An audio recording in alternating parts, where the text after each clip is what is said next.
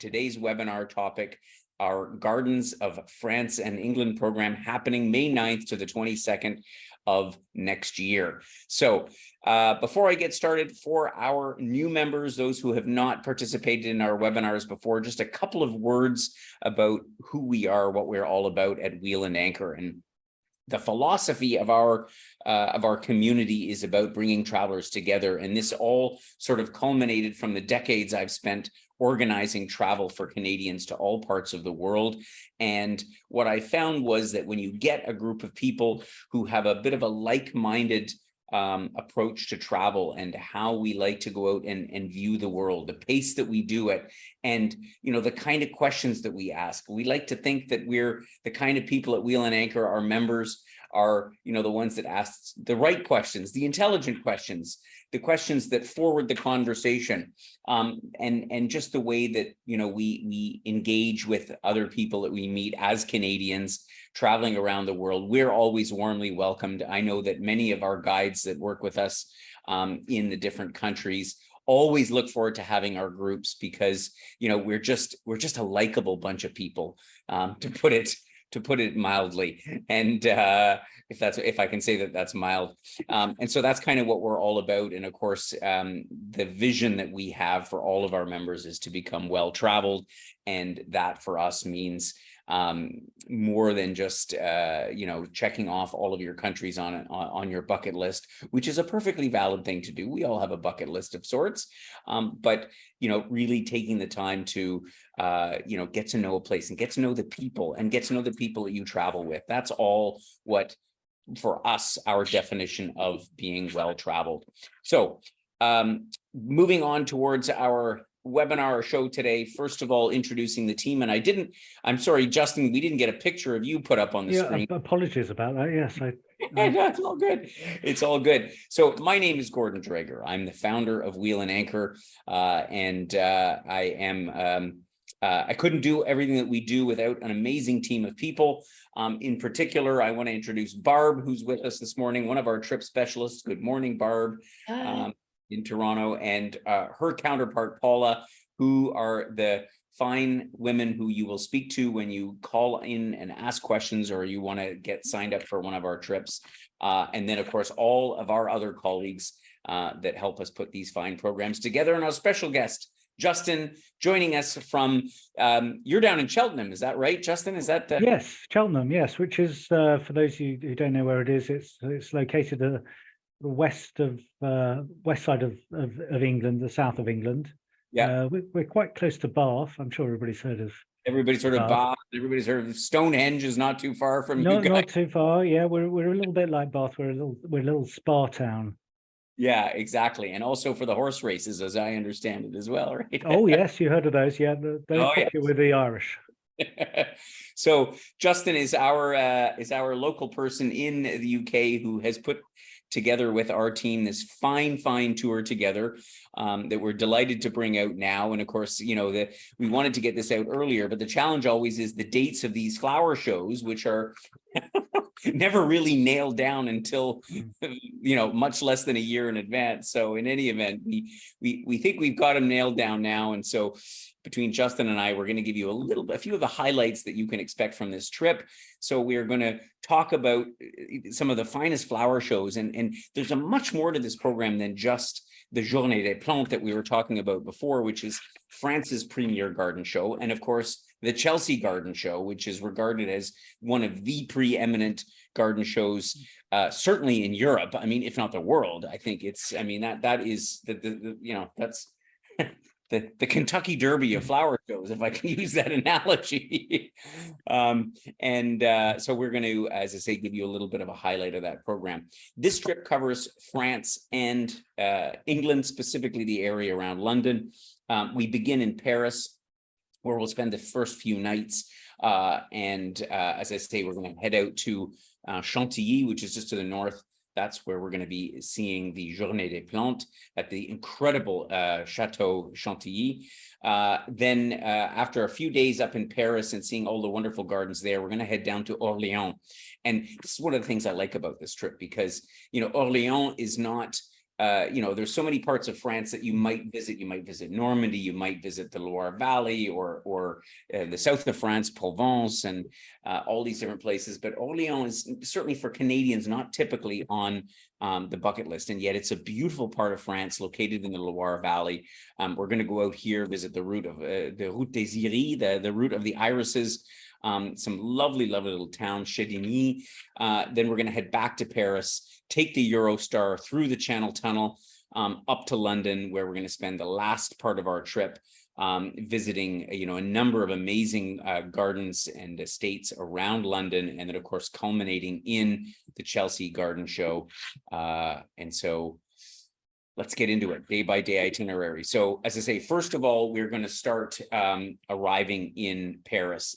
And well, Paris hardly needs any introduction. I know many of our members will have already been there, but this is a focus. This trip is obviously all about the gardens. And so, Justin, when we stay in Paris, you've located a lovely hotel for us right down on the Champs-Élysées. Is that right? Yeah, it's not far off the Champs-Élysées. Very walkable around the whole of the Champs-Élysées area, and right down to, you can walk down, access the Jardin des Tuileries and down to the Louvre quite easily from there. So yeah, exactly. it's all a nice walkable distance, and a nice part of Paris as well.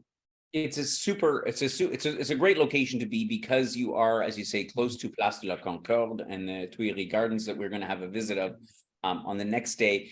The first day, we don't typically undertake a lot. We let people have a chance to sort of wander on their own. And of course, you could also come in a day or two earlier if you wanted to get a little extra head start on the jet lag.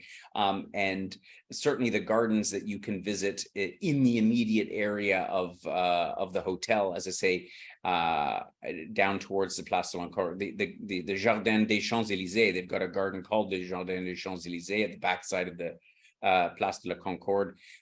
So many other places that you can visit.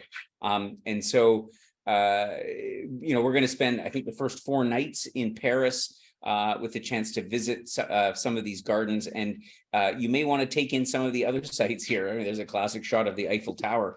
Of all the trips I've made to Paris, I've never actually gone up the Eiffel Tower, just because I refuse to stand in line. But nevertheless, you may just want to take up that opportunity. And right away on our first full day, we're going to head out to Chantilly. Here you get a great shot of the chateau, of the domain.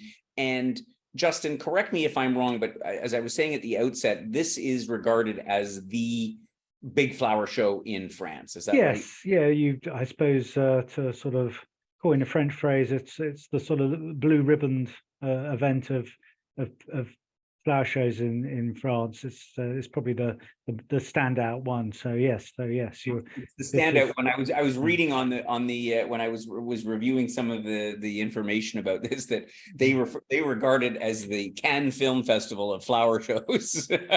Yeah, I guess so. I mean, it's a little less sort of, I suppose, a little less formalized than maybe Chelsea is, but still, fabulous show to visit and lots to see there. So.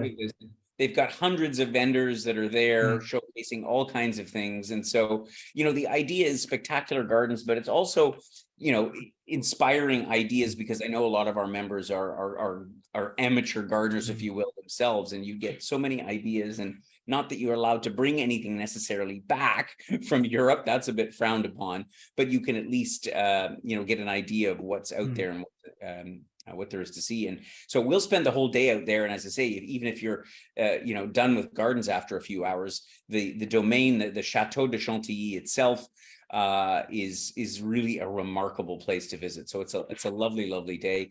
The following day, we'll spend back around in Paris. And you mentioned Tuileries, which is the biggest park, and Paris, as you know, is full of parks. Anything special that you want to mention specifically about Tuileries, or what is on our itinerary? Yeah, well, we've got a guided walking tour, so exactly. we'll be doing that, but also a little bit around the Louvre area, and the Ile de la Cité, the river island in the center of the Seine, seeing some of the flower markets that are located there as well. Of course, you'll be able to get a little bit of a look as well, not the interior, sadly, but the exterior of Notre Dame, which, they're doing a fabulous job of reconstructing it after that dreadful fire they had. But that will be interesting in itself to see the sort of work in progress as they're gradually restoring the roof and they're making great progress. In fact, I think they're due to open. I don't think they'll be open by when we arrive in May of next year, but I think they're talking already about the latter part of 2024, early 25. Yes, I think they're certainly on target. I think, yeah, I think they're making amazing progress. It's unbelievable. And so the beautiful thing here is that so many of these parks, Tuileries obviously being the focal point, but many other ones also just across the Seine on the other side are pretty much all within walking distance. It's a good walking day, but we will take in some of these amazing gardens.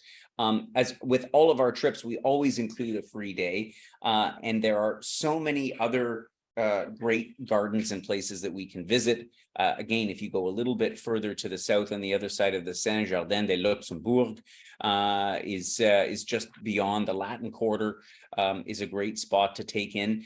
Who knows, we may even decide with our host, and I forgot to introduce at the beginning, he's not joining us today, but some of you will know our host, Todd Kjaergaard, who is himself a flower expert. In fact, he's one of Toronto's preeminent floral event designers. He makes incredible creations out of flowers that you've never seen before. And in fact, this trip was his inspiration originally, because he's because that's his thing in his business. And so we were chit-chatting about some of the things that we might do on our free day. I mean, we put a picture in here of French macaroons, but nevertheless, I suggested a visit out to Versailles and the gardens there, which is incredible. In fact, I've only ever visited the gardens of Versailles. I've never actually been inside Versailles Castle. But as I say, that is a trip worth it in and of itself. So I'm sure if you don't already have an idea of what you would do on a free day in France, on a free day in Paris, excuse me, we can certainly give you more than a few ideas to inspire you. The next segment of our trip, as I say, we're going to head down to Orléans. And this is a town, like I mentioned at the beginning, that not a lot of people are so familiar with. I mean, its claim to fame, of course, is that Jeanne d'Arc saved the city from the English siege back in the 15th century. And that is sort of the key historic fact about the town. But Orléans is really kind of a garden town. I don't know, how would you describe it, Justin? Yeah, I mean, it has, of course, it has the famous park there, which actually will be part of the visit there, which Parc de la Source, which is located just to the south of the town. So that will be incorporated, I think, on the second day. Or correct. Actually, no, on the arrival day, actually. So you'll get to explore a bit about Orléans on arrival, and there'll be a guided tour as well of that area as well. So absolutely, and Orléans is in the upper Loire Valley, and so we're going to see bits and pieces of the Loire Valley over the next few days. And this is just amazing. It's wonderful, wonderful countryside, and of course also a home to some of the great wines like the Chablis and so on of France. I was going to mention as well, actually, in Orléans, for any history buffs, there is actually a Joan of Arc museum there that maybe people might want to visit on their free day as well, just as one of the attractions of the city. As one of the attractions to do. We're going to head out into the countryside then around Orléans. And one of the spots that we found is, and there's so many to choose from that all have amazing gardens, but this little village of Chedeny is particularly remarkable because, as I understand it, the village itself is as it says in this caption here, a jardin remarquable, a remarkable garden, which is kind of like it's like, French wines have the appellation contrôlée, the French appellations. Well, Jardin Remarquable is like an appellation of gardens in France. Is that right? Indeed, yes, that's correct. Yeah, I mean, there's a list that they call remarkable gardens, as the name suggests. They're all outstanding gardens that have been given this attribution. And I think this is the only one where an entire village has been given this. This is the point. The status. entire village is the garden, is the Jardin Remarquable, and that's why it's particularly remarkable. And so we'll spend a better part of the morning there, and then have a lovely lunch at the chateau in town, and then from there, I guess I'm not sure the order of things, but we're also going to be visiting the Chateau de Chenonceau, which is a Gothic Renaissance castle there that is on close to the river, and in and of itself has some beautiful Renaissance gardens. Is that right? It is, yeah. It's got some beautiful formal gardens there. It's probably the most iconic chateau on the Loire Valley. It's possibly the one that everybody has seen pictures of it, with the actual chateau spanning the Cher River that runs beside it. So it's certainly sort of one of the most distinctive ones you'll see in Loire and Valley. the Loire Valley is all about chateaux. I mean, there's tons of them, and as you say, I think this is the most spectacular one. So I think all in all, it'll be a lovely day. The following day, we're going to take in this Route des Iris, so the route of the irises. And I must say, I have not had the pleasure of going around these towns. But there's, as I understand it, there's a number of towns and private gardens, Jardin Remarquable, more of these remarkable gardens that focus around irises. Is that I guess why they would call it the route of the irises? Yes, yeah. I mean, there's certain places that have been particularly sort of set aside as places where it's good to see irises. Obviously, this is a good time of year to see those particular flowers. So it's a kind of route that runs through central France, and I guess one of the sort of highlights of this time of year. Yeah, exactly. And that's again, it just works out well that we these kind of flowers like irises are in bloom in May. That's why it'll be amazing to visit them. We'll visit yet another Chateau Valençay on this day, which again has formal gardens. And oftentimes if our members, anybody has traveled through France before, you always sort of the gardens tend to be sort of a side note, because you're there to see the chateau or to see the village or whatever it happens, but taking a closer look at these gardens is really what this is all about. And you'll see some amazing stuff. I mean, the amount of effort, the amount of detail that goes in is really, really quite amazing. And so yet again, another nice day where we'll return back to Orléans in the afternoon, in the latter part of the day, having time for some dinner at leisure, and there'll be a chance to explore the city itself. And I think that by this time you'll have had a couple of evenings to sort of wander around. But as you said, there's a Joan of Arc museum in town that you can take in and learn about the historical center. This is a shot of the cathedral, which once again, I mean, France has some pretty amazing cathedrals, the Notre Dame in Paris being maybe the best known one, but I think the Orléans one as well is quite a masterpiece as well of in the Gothic style. Yeah. Yes, yeah, no, it's a very impressive cathedral and well worth a visit.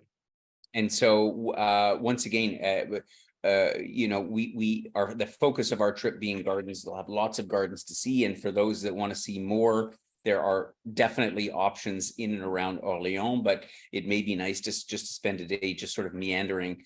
That's why we always build in a free day in all of these places, because you never know what you're gonna sort of run into, and who you're gonna meet up with, and to take in these amazing towns. So from here, our trip then continues to the UK, to the English part of the program. So we're going to take our coach back to Orléans, back to Paris, I should say. We'll have a little bit of time, and then we'll head to Gare du Nord, the North Railway Station, to get on the Eurostar and go through the Channel Tunnel, which you may not have done before. And it's, I think for people living in London or Paris, they don't really even think about it anymore. But it's kind of neat to go on the high-speed train, and it's I think it's less than 3 hours from door to door, is it not, from Paris to London? It's certainly reduced in time recently, I think, because they've speeded up the track on the English side as well. So it's a little over 2 hours now, I think. I think I'm right in saying. Well, there you go. So it's just over 2 hours to get all the way from Paris to. So you wouldn't even think about flying in this day and age, because it could take you 2 hours just to get to Heathrow. Yes, and it's sort of city centre to city centre. So yeah, precisely. And so we will arrive in we arrive in at King's Cross, is it not, for where the Eurostar? It's actually St Pancras is the current station. I think it used to be King's Cross originally, but St Pancras, which is quite a novel train station in itself. It's spectacular. I love St Pancras Station. It's quite amazing. 2, 8, 9, 9, 2, 7, 7. It's a strange voice coming through somewhere. I don't know what that was. I don't know where that came from. In any event, it's all good. So that evening, you're setting us up with a garden expert who's going to give us a bit of a heads up on what we can expect at the Chelsea Garden Show. Is that right? Yes. Yeah. We'll get someone in who's a sort of local experienced garden expert to give a little bit of a preview of what you can expect to see at Chelsea and elsewhere as well. Exactly. And so the following day, then we will there's a shot of London. We're going to head out to see some of the gardens in and around London. And like Paris, perhaps even more so. I don't know who's more proud of their gardens, whether it's the English or the French. Justin, I mean, you may be biased on that. Well, yes, it's sometimes there's a little bit of sort of gentle rivalry there, definitely between the two countries. There always is. We probably like to say we're a little bit above them in the garden stakes, but yeah, I would say the English gardens are pretty spectacular. Yeah. And on this first day, we head down to RHS, which is Royal Horticultural Society, if I'm not mistaken. Yes, it's the same association that obviously run the Chelsea Flower Show as well. They have a number of gardens around the country under their sort of stewardship, and Wisley is probably the sort of the HQ, if you like, of the Royal Horticultural Society. It's their flagship garden, and it really is. It is amazing. You could spend a whole day there, really exploring. Yeah, you could spend a whole day there. Nevertheless, we are only going to spend half the day there. We're going to go for a nice a wine tasting lunch up at Denby's, and then later on in the afternoon head down to, is it pronounced Hever Castle? Hever, yes, Hever Castle, yes. Hever Castle, which was the home of Anne Boleyn, the famous Anne Boleyn, and we're going to visit the gardens there, as I understand it, right? Yes, again, they've got some amazing gardens there, and it's a all round. It's a very interesting visit. A nice sort of contrast with Wisley, which is sort of, I suppose, it's a real sort of gardener's garden, and whereas Hever is a little bit more rounded. It's got the house and other elements to it, and got a maze and other elements. So yeah, I think that the combination of the two visits on the day is good. They'll complement each other, and it'll be a good day. It'll be a good day indeed.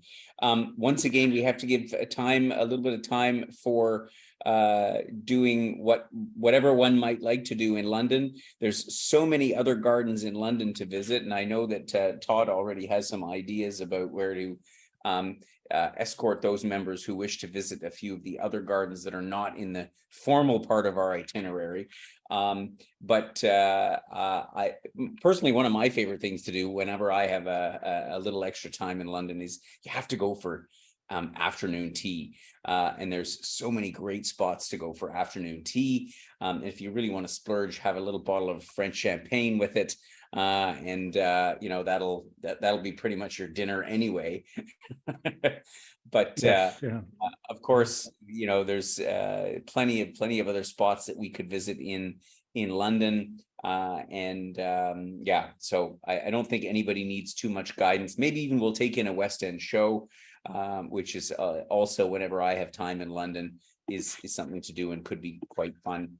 But getting back to gardens, Kew Gardens is, I didn't even realize it's actually a UNESCO World Heritage Site. Indeed it is, yeah. They do a lot of important work there, a lot of research, and a lot of effort is made into trying to sort of keep various plant species sort of alive and surviving. So they sort of have a huge seed bank there, and so it's not just a garden; it's almost a sort of research center, really.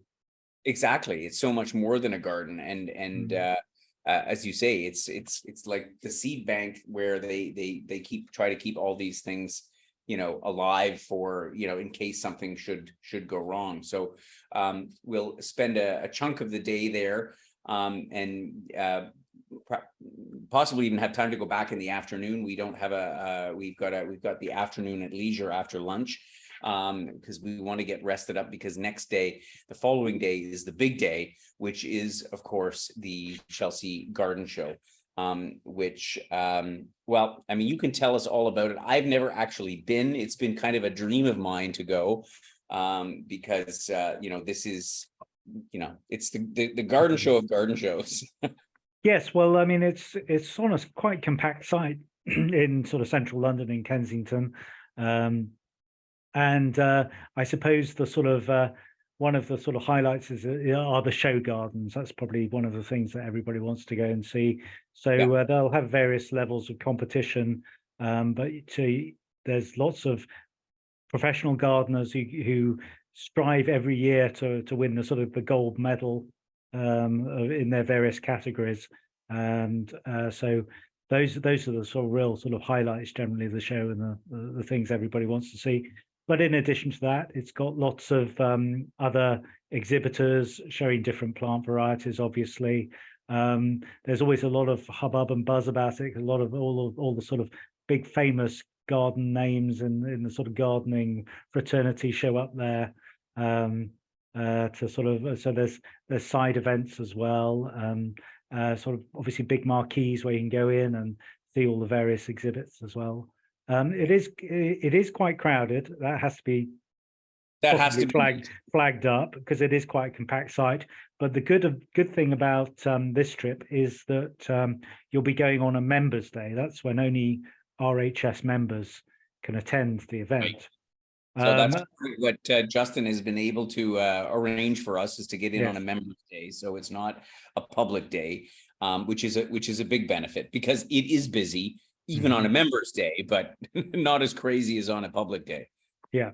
So yeah, there'll be a little bit more sort of space and sort of ability to sort of get good views of all the various things on exhibit. So yes, it'll be a great experience, I'm sure.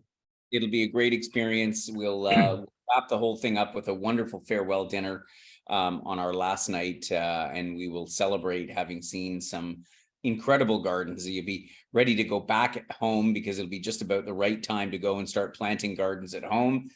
We usually wait till what we say the 24th of May. So the timing will be ripe. You'll be all amped up to go and plant your own gardens at home.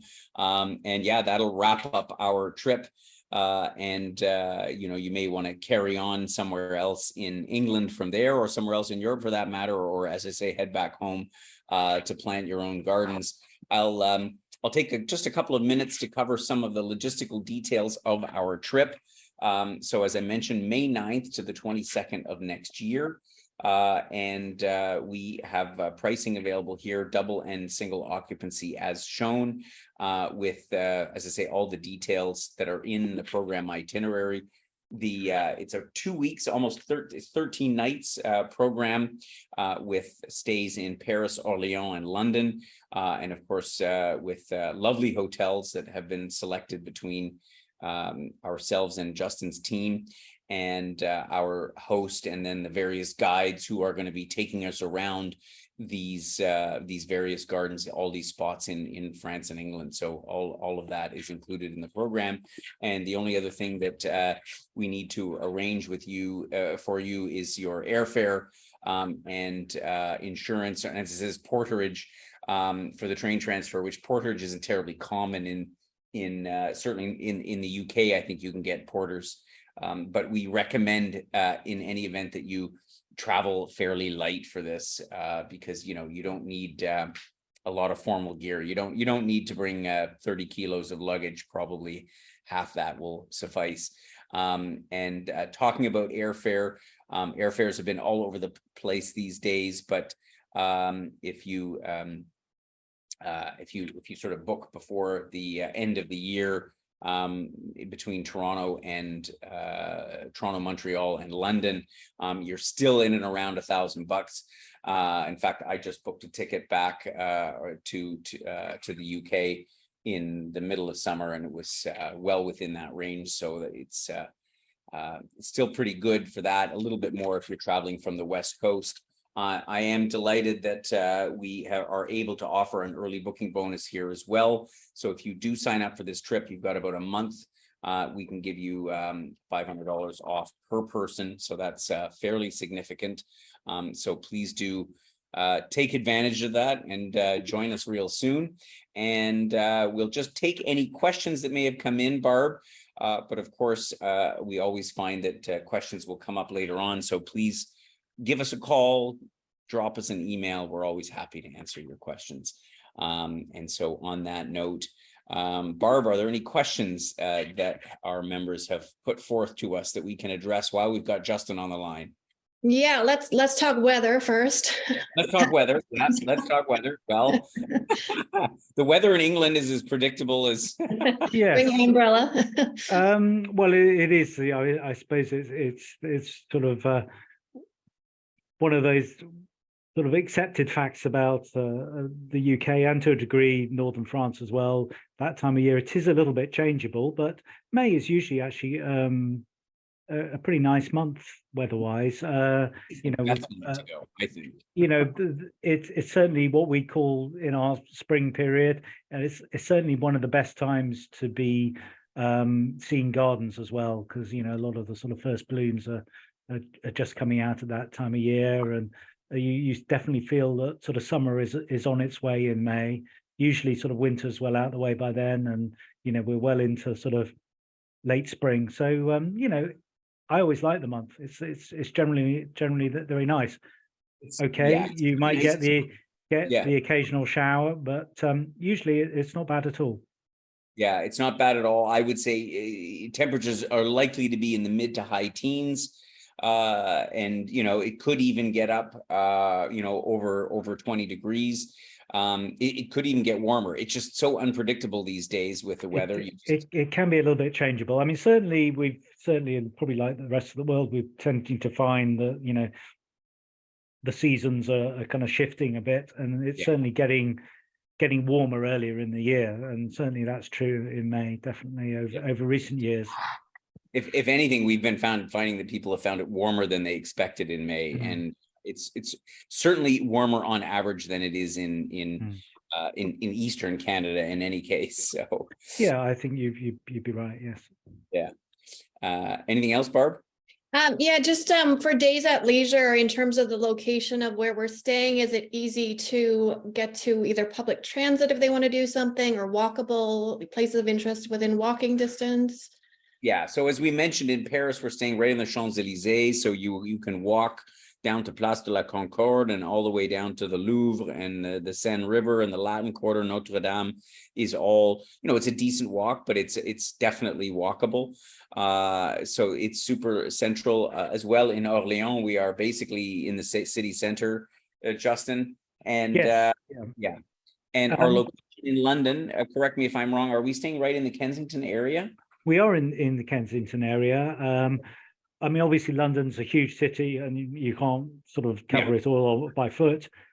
But for those that are prepared to use the public transport, there are underground stations pretty close by in Everywhere. Kensington, which can get you around very easily. Nowadays, actually, it's very easy to use as well. You don't even have to buy a ticket. If you have a contactless card, Which we all do. you just tap in on when you arrive and tap out when you leave, and that's it. It kind of works out the best fare for you. So you don't even have to worry about going up to the ticket booth and trying to work out how much it costs from A to B. It just does it all automatically. And London is so easy to get around by tube. I mean, other than I don't necessarily recommend it at rush hour if you can avoid it. But apart from that, after sort of 9:30 in the morning, it's quite civilized. So yes, yeah. In fact, it's best to go after 9:30. I think that's when the fares go fares off go peak down as well. Yeah. so you get charged less Exactly. if you go after 9:30. Okay, and I think the only other thing is there's a question about the group size, and I did look. It looks like we're limited with singles. So if there's solo travelers wanting their own room, the sooner the better, because we are only taking sort of a handful on the solo room. Exactly. We are limited. More and more hotels that will only grant us so many rooms at a special rate. And I know that there's obviously single supplement. We can't avoid that. It's the industry standard. But even so, if you would like to join us as a single, we are a bit limited on solo rooms. So, but at the same time, we have our companions for the road program. And this is a great trip to go with a friend because it's so much more fun to explore gardens and take advantage as well as the free days. So if you don't already have a garden fan friend that you might want to consider traveling with, then we can perhaps find you one through our companions for the road program. Good deal. Okay.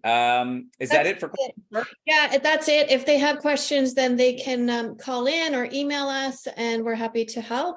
And then, we have our additional information document we can send people who are interested in this specific program. Exactly. Yeah. So all the information should be there, but do certainly drop us a note if there's anything that you can't find there. And thank you for joining us. And Justin, thank you for tuning in from Cheltenham, from the UK. It's a pleasure. It's a pleasure to chat with you and have you give your insights on this great trip.